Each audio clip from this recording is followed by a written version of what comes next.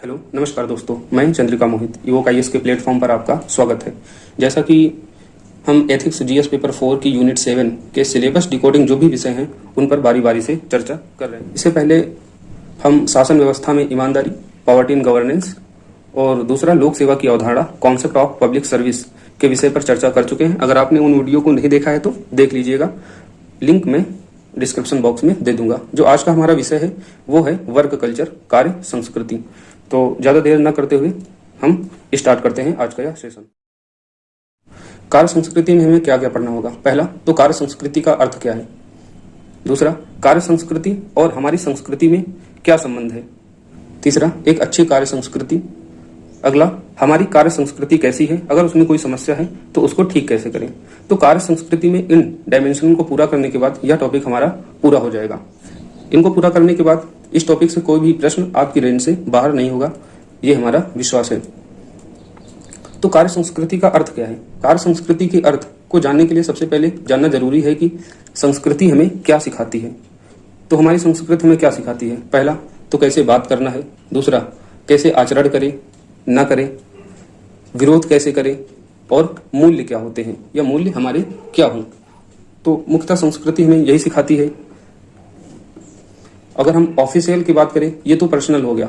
अगर हम ऑफिशियल रूप से बात करें वर्क कल्चर की, तो हमें क्या सिखाता है? व्यवहार। व्यवहार किससे? सीनियर से कैसे व्यवहार होने चाहिए वर्क कल्चर में, अपने कलीग से किस तरीके से व्यवहार करें, या जो हमारे सबऑर्डिनेटर हैं उनसे, अपने क्लाइंट और कस्टमर से हमें किस तरीके से व्यवहार करना है, यह हमारी कार्य संस्कृति का ही एक हिस्सा होता है। जो हमारी संस्कृति है, कार्य संस्कृति, इसके और भी नाम हो सकते हैं। जैसे अगर किसी कंपनी का कल्चर है तो क्या कहेंगे उसको? कंपनी कल्चर, ठीक है। अगर किसी प्रशासनिक कल्चर को एडमिनिस्ट्रेटिव कल्चर हो जाएगा। वहां का कोई संगठन है, उसमें जो कार्य होते हैं तो उसकी कार्य संस्कृति को क्या कहेंगे? संगठनात्मक संस्कृति। तो इस तरीके से अगर इसको हम डिफाइन करें तो हम कह सकते हैं कार्य संस्कृति से तात्पर्य उस संपूर्ण वातावरण से है जो किसी कार्यालय संगठन में कार्य के अनुकूल या फिर प्रतिकूल कर्मचारियों की मनोवृत्तियां निर्धारित करता है। प्रायः प्रत्येक संगठन की एक विशिष्ट कार्य संस्कृति होती है। हालांकि यदि संगठन का आकार बहुत बड़ा है, जैसे कोई बहुराष्ट्रीय कंपनी, तो उसके विभिन्न हिस्सों में एक से अधिक, यहाँ तक कि परस्पर विरोधी भी कार्य संस्कृतियां हो सकती हैं। संगठन संस्कृत, निगम संस्कृत या कंपनी संस्कृत भी कार्य संस्कृति के ही पर्याय हैं। तो इस तरीके से हमने कार्य संस्कृति का अर्थ जान लिया।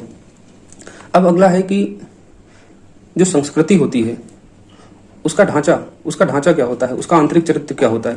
तो जिस प्रकार के हम संस्कृति से बिलोंग करेंगे तो उसी प्रकार से हमारा नजरिया होगा, हमारा एक लक्ष्य होगा और मूल्य और प्रतिमान भी हमारे संस्कृति ही निर्धारित करेंगे। मान लीजिए हम जैसे हिंदू वर्ग से हैं तो हमारे प्रतिमान क्या होंगे? सबको नमस्कार करना, है ना, हाथ जोड़कर नमस्कार करना। किंतु अगर हम मुस्लिम वर्ग से होंगे तो हमारा प्रतिमान किसी का स्वागत करने के लिए सलाम वालेकुम, अस्सलाम वालेकुम, इस तरीके से, है ना। उसी प्रकार से मूल्य भी हमारे होंगे। तो अर्थात हमारी संस्कृति ही हमारे मूल ढांचा और हमारे आंतरिक चरित्र को निर्धारित करने में काफी महत्वपूर्ण भूमिका निभाते हैं। अगला है कि हमारी जो संस्कृति है, कार्य संस्कृति है, उसको हम पहचाने कैसे? पहचानने के तरीके क्या हो सकते हैं? पहला तरीका तो हमको कार्य देखना है। कोई व्यक्ति कितना कार्य करता है और उसके कार्य करने का तरीका कैसा है, फिर वह कितना नवाचारी है और कितना कुशल है। इन चीजों का मूल्यांकन करके हम उसकी कार्य संस्कृति को परख सकते हैं। अगला, उस व्यक्ति का आना जाना, कितने समय में वह आता है, किस समय वह जाता है। दूसरा, आपसी व्यवहार, प्रबंधन का अपने कर्मचारियों से किस तरीके का व्यवहार है। और तीसरा, कोई संगठन को, कोई कंपनी है तो उसमें विविधता कितनी है। विविधता का मतलब लिंग, भाषा, जाति, धर्म, ठीक है, उस कंपनी में कितनी है। अर्थात अगर विविधता होगी तो कार्य संस्कृति में भी वैविध्य होगा। इन पॉइंटों का अवलोकन करके हम किसी की कार्य संस्कृति, किसी संगठन, किसी निगम की कार्य संस्कृति का मूल्यांकन कर सकते हैं। अगला है संस्कृति और कार्य संस्कृति में क्या संबंध है। एक दार्शनिक थे हॉफस्टेड, उन्होंने एक थ्योरी दी थी, कल्चरल डायमेंशन थ्योरी, जिसमें उन्होंने बताया था कि जो हमारी कार्य संस्कृति होती है वह संस्कृति का ही एक हिस्सा होती है। हम इसको इस तरीके से समझ सकते हैं। अगर हम भारत का एग्जाम्पल लें तो हम देखेंगे कि जिसकी उम्र अधिक है और दूसरा पुरुष है तो देखेंगे परिवार में सबसे अधिक शक्ति उसी के पास होती है। अगला हम देखते हैं ऑथोरिटियन सिस्टम अर्थात तानाशाही। तो तानाशाही कहाँ पर होती है? परिवार में पुरुषों की होती है। अगला औपचारिकता का संबंध देखते हैं पिता पुत्र में। तो उसी प्रकार की हमारी समाज में भी संस्कृति बन जाती है। ठीक है, अब ये जो पॉइंट है, उम्र में अधिक हो और अगर पुरुष है तो वहां तो उस परिवार में शक्ति सबसे अधिक उसी के पास होती है। तो यह कल्चर हमें ऑफिशियल रूप में भी देखने को मिलता है। फॉर एग्जाम्पल, भारत में सुप्रीम कोर्ट के जब मुख्य न्यायाधीश का चयन होता है तो किस तरीके से होता है? वरिष्ठतम जो होता है उसी को हम मुख्य न्यायाधीश बनाते हैं। तो हमारा कहने का मतलब है जो संस्कृति है उसी तरीके से लगभग हमारी वर्क कल्चर भी डिफाइन होती है। तो ये तो हो गया संबंध संस्कृति और कार्य संस्कृति में।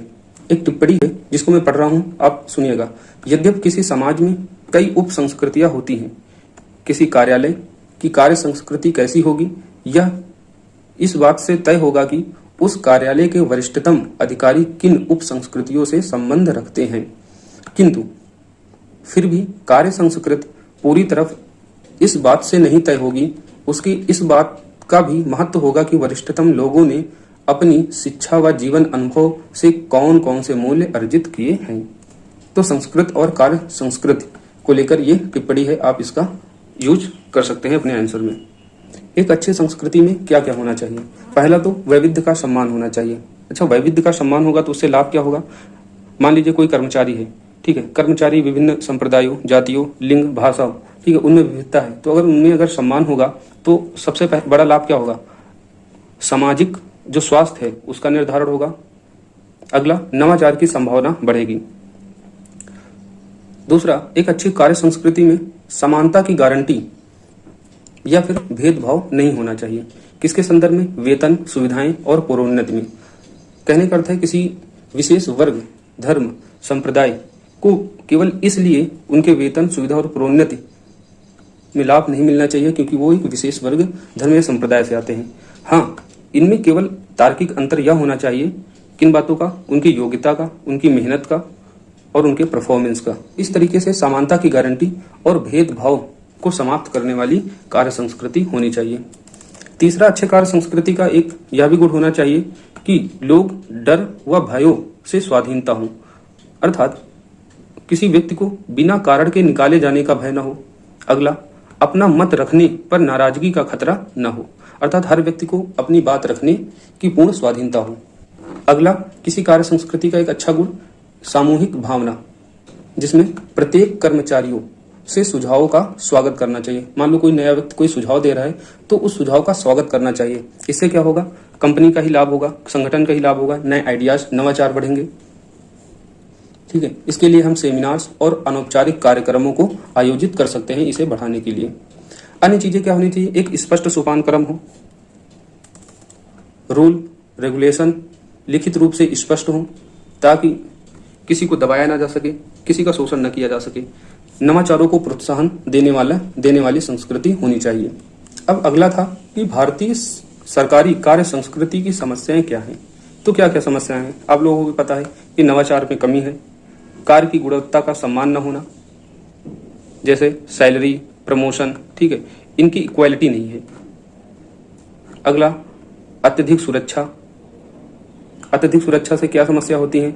कार्य की प्रवृत्ति में निष्क्रियता आती है, अर्थात व्यक्ति सही से अपना कार्य नहीं करता है, वहां पर एक प्रतिस्पर्धा की कमी आ जाती है। अगला, राजनीतिक हस्तक्षेप अधिक होता है, लोकतांत्रिकता का अभाव, सामाजिक मानसिकता जाति, क्षेत्र, धर्म को लेकर, अर्थात किसी विशेष जाति का व्यक्ति, उसी विशेष जाति का अगर कोई व्यक्ति है तो उसका कार्य करने में, और कोई अगर अलग जाति, वर्ग, संप्रदाय का है तो उसका कार्य करने में उसमें काफी द्वंद्वात्मक स्थिति देखी जा सकती है। अगली क्या समस्या है? बुनियादी मूल्यों की कमी है। कौन कौन से मूल्य? उत्तरदायित्व, करुणा, सहानुभूति, सहिष्णुता, ये सारी जो बुनियादी मूल्य हैं, इस चीज की भी कमी हमें देखने को मिलती है। अगर ये समस्याएं हैं तो इनका समाधान क्या हो सकता है? इन समस्याओं को कैसे दूर करें? तो एक दार्शनिक थे फिलिप कॉटलर। अगर अपने आप आंसर में इन नामों को अगर कोट करेंगे तो आपका आंसर और भी ऑथेंटिक हो जाता है। तो फिलिप कॉटलर ने कुछ समाधान दिए थे। पहला तो उन्होंने कहा था कि किसी कार्य संस्कृति को बदलना है तो एक धीमी प्रक्रिया है, अर्थात हम किसी संस्कृति को एकदम से नहीं बदल सकते, वह एक धीमी प्रक्रिया से होने वाला परिवर्तन है। इसलिए हमें संस्कृति को बदलने के लिए टॉप टू बॉटम अप्रोच को अपनाना चाहिए और कैसे लचीलेपन के साथ में। तीसरा बताया था कि किसी कार्य संस्कृति को बदलना है तो उसके अनुरूप नए नियम बनाए जाएं, नई नीतियां लाई जाएं और क्रमिक रूप से सहभागिता के साथ उन पर लागू किया जाए। अगला, नई नियुक्तियों में नई शर्तों के साथ नियुक्तियां हों, अर्थात जिस कार्य संस्कृति को हम अपनाना चाहते हैं, ठीक है, तो उसी के अनुरूप नई नियुक्तियां होनी चाहिए। अगला इन्होंने कहा था कि विचलनकारी तत्व कुछ एक को निकालना ठीक होता है, अर्थात मान लीजिए कोई कार्य संस्कृति है, उसमें हम परिवर्तन लाना चाह रहे हैं, लेकिन उसमें कुछ ऐसे व्यक्ति होते हैं जो परिवर्तन नहीं चाहते हैं, तो फिलिप कोटलर कहते हैं कि उन व्यक्तियों को उस निगम संगठन से निकालना ठीक रहता है। अगला इन्होंने कहा कि किसी कार्य संस्कृति को बदलने के लिए उस संगठन या निगम को सेमिनार, वर्कशॉप के माध्यम से नई नीतियों के बारे में जागरूकता को बढ़ाना चाहिए। फॉर एग्जाम्पल, जैसे भी महिलाओं, आर्मी में महिलाओं की भर्ती को लेकर, ठीक है, विवाद उठते हैं, तो ये सारी चीजें सही हैं, तो इसके लिए क्या करना चाहिए, सेमिनार आयोजित होनी चाहिए, वर्कशॉप हो जिसमें जागरूकता बढ़ाई जाए, समानता के मूल्यों को, ठीक है, अन्य देशों की जो केस स्टडी है उनको बताया जाए, तो लोगों में इस तरीके से कार्य संस्कृति धीरे धीरे बदल सकती है। तो इस तरीके से यह टॉपिक आपका समाप्त होता है और अगला टॉपिक जो होगा वह भ्रष्टाचार की चुनौतियों अर्थात करप्शन से संबंधित होगा। हमारे आने वाली वीडियो का नोटिफिकेशन आप तक सबसे पहले पहुंचे, इसके लिए आप हमारे चैनल को सब्सक्राइब कर नोटिफिकेशन बेल को जरूर प्रेस करें। जय हिंद।